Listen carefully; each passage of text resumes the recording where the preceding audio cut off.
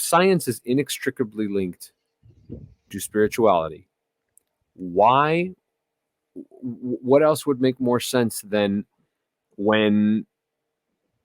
I mean, where did science come from? Science came from monks practicing, trying to understand their world, trying to make Right. sense of nature, trying to understand what God had created. Like that's where the scientific method was birthed.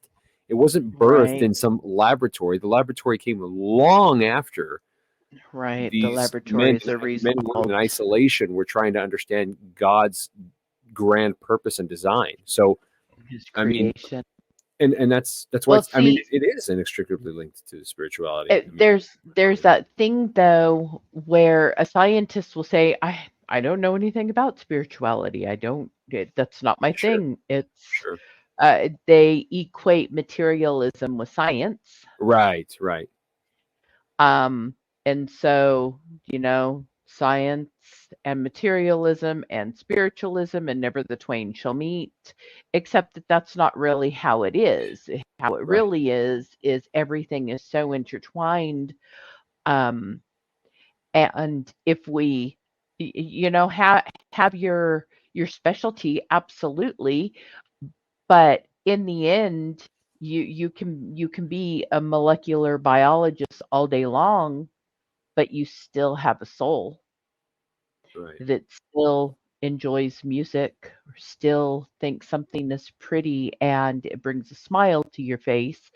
Not everything is not all concrete, just like everything isn't all ethereal. Right, There's right. balance. The world is multifaceted. I wouldn't even necessarily call it bleed over. I would just say that that's just the way things are, and we use terms. Wow, man, thank you, Holy Spirit. We use terms like bleed over because we misunderstand God's design. I Yeah. mean, that that word shouldn't exist, but it exists because we have bad theology. Whoo, man, I'm preaching to myself. Holy crap. Um, Yeah. so I want Because to go ahead. because we compartmentalize so much, we don't even Yes. recognize that we Yeah, do it. exactly. Exactly. It's so ingrained in our culture and in our, I mean, it is the Western veil. Like that essentially Yeah, is the yeah, Western yeah. veil, right? I mean, it is postmodernism to a T. Yeah. Yeah, no kidding. Um, and and and as a kind of a anecdotal, yeah, I guess it is anecdotal. As an anecdotal portion of this, I would say also that as we lead into our next topic, by the way, which is all about water's regenerating or healing power. Yeah, regenerating as well.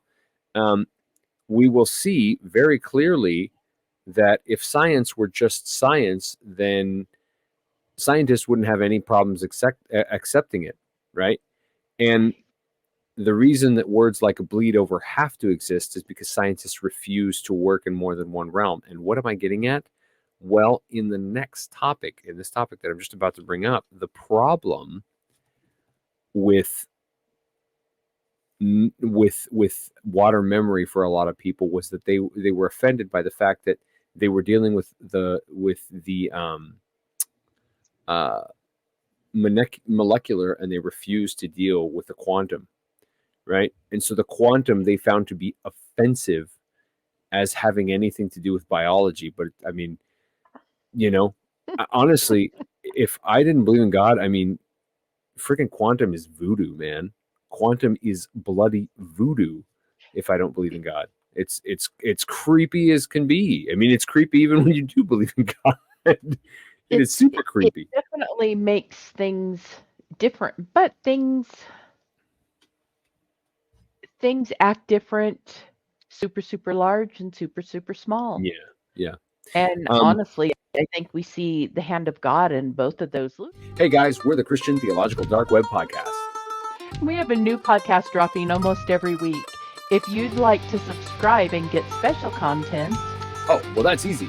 Head on over to Spotify or to Patreon and sign up for only $3 a month. thanks so much for checking out this video. If you'd like to see another, click a link. Maranatha. Maranatha.